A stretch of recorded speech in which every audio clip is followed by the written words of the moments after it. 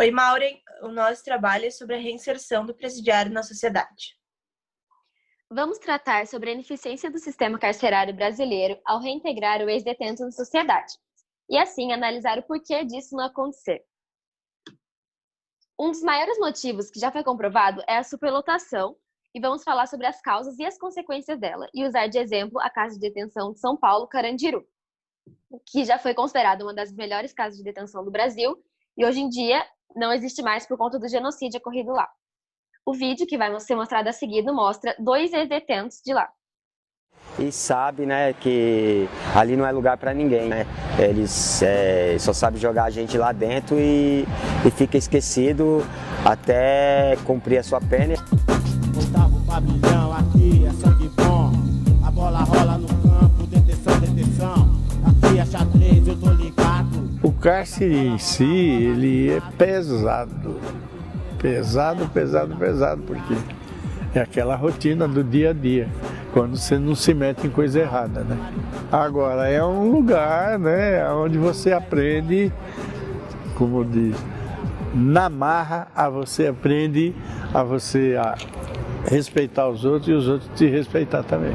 Por isso que, infelizmente, a gente vê muitos jovens que vão presos e saem de lá e acabam voltando, né? Porque eles saem de lá sem uma perspectiva nenhuma, né? Assim, a pessoa ela tem que mudar por ela mesma, né? Porque se for pela ajuda do Estado, ela não consegue mudar de vida, né? Para entender a reinserção do presidiário na sociedade, a gente tem que analisar o sistema penitenciário como um todo. Desde muito tempo já existe uma tendência social de que quando alguém faz algo errado e vai contra as ideias de uma comunidade, existe uma punição para esses atos. Só que o sistema prisional brasileiro não tem essa devida eficiência na prática.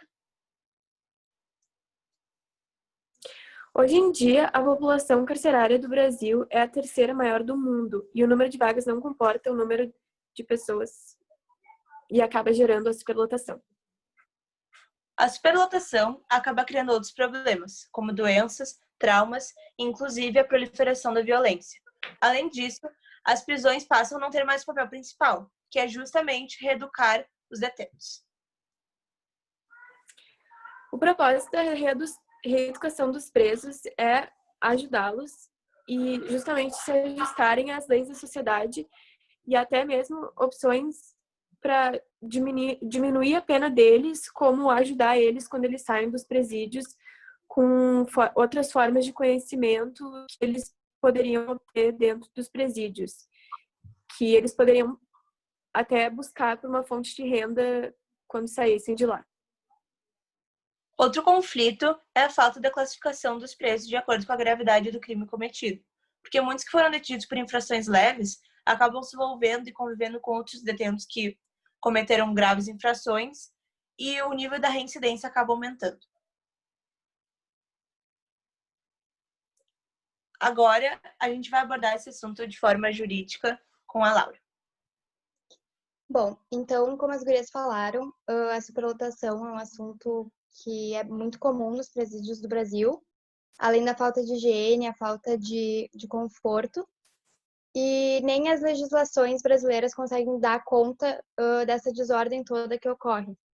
Temos a Lei de Execução Penal e as regras mínimas para o tratamento de recursos.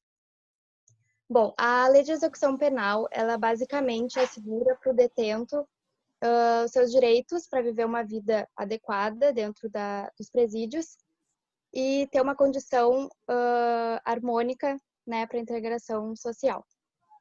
Assim, essas medidas são importantes porque trazem benefícios tanto para a sociedade, tanto para os presos.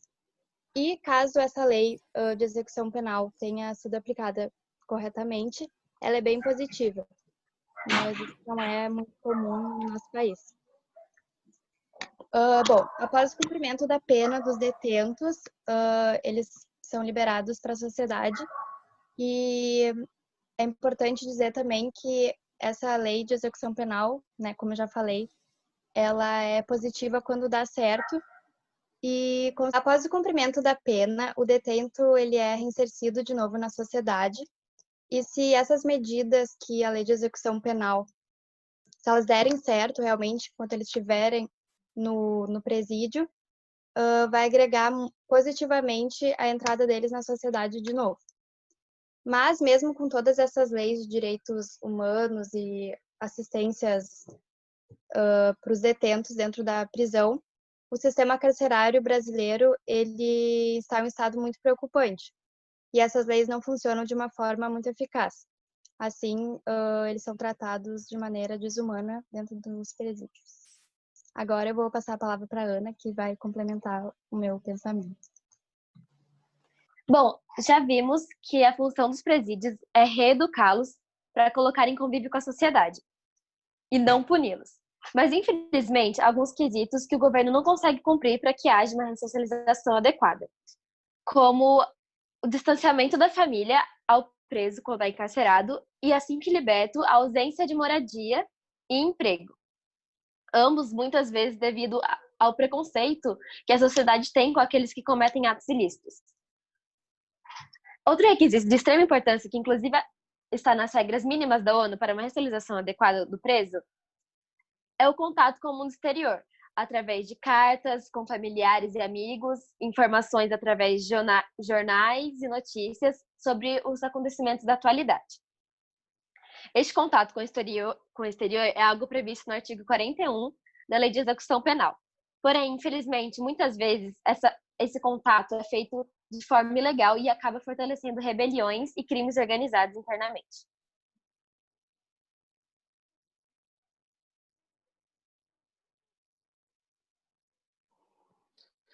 Agora, a Bruna vai abordar a parte sociológica do nosso assunto. Tá. Então, para a abordagem sociológica do nosso trabalho, a gente optou por buscar respostas por conta própria mesmo.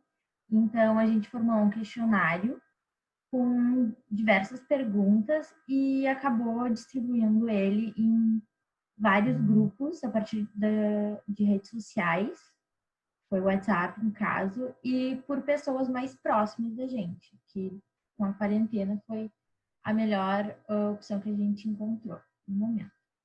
Então, até hoje, 86 pessoas no total responderam esse questionário, mais ou menos entre 13 e 82 anos tinham esses indivíduos. E em uma das primeiras perguntas, a gente acabou questionando se eles tinham qualquer conhecimento sobre o atual sistema carcerário no Brasil.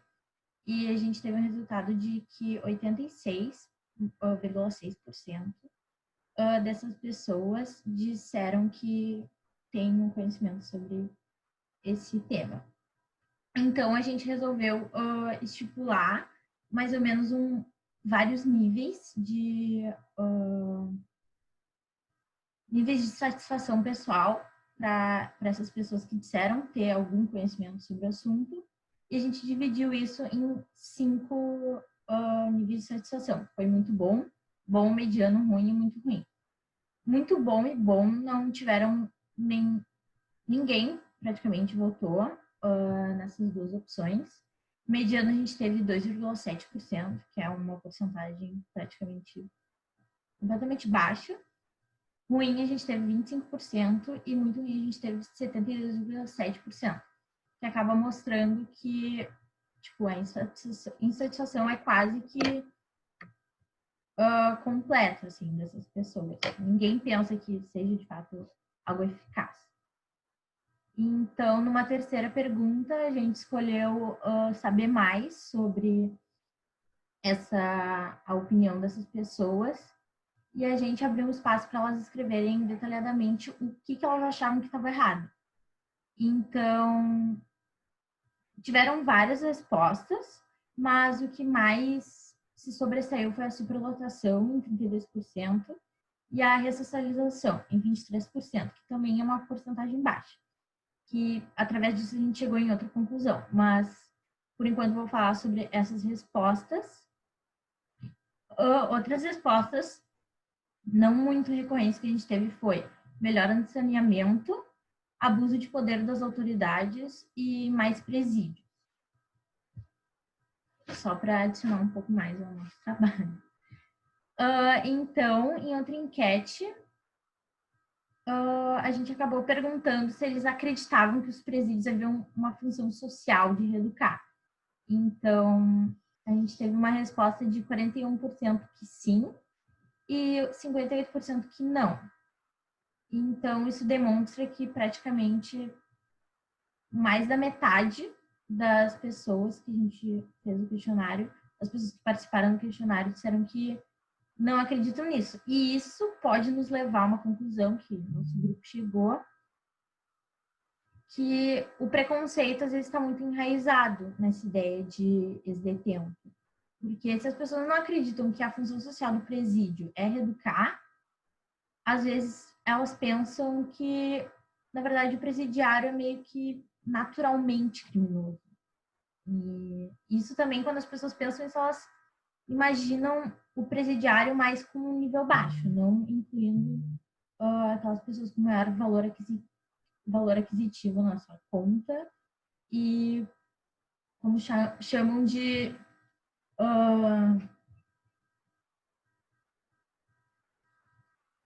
criminosos do colarinho branco. Então,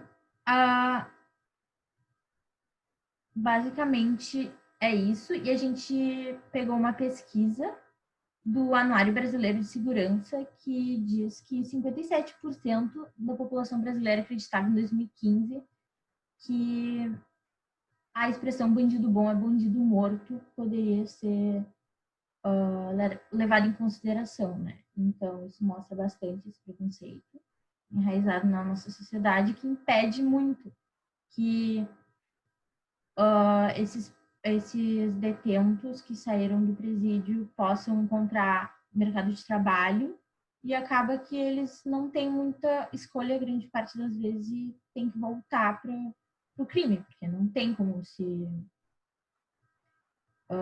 viver disso, né? Viver sem nada, sem dinheiro hoje em dia. Então, e além de tudo, a família e a comunidade também sofrem muito preconceito por parte dessas pessoas e às vezes perdem o apoio dessas pessoas, que é uma coisa que deveria ser muito presente na vida dessas pessoas para eles conseguirem de uma forma saudável e conseguirem de fato voltar e serem cidadãos que agreguem para a sociedade como um todo. Então, essa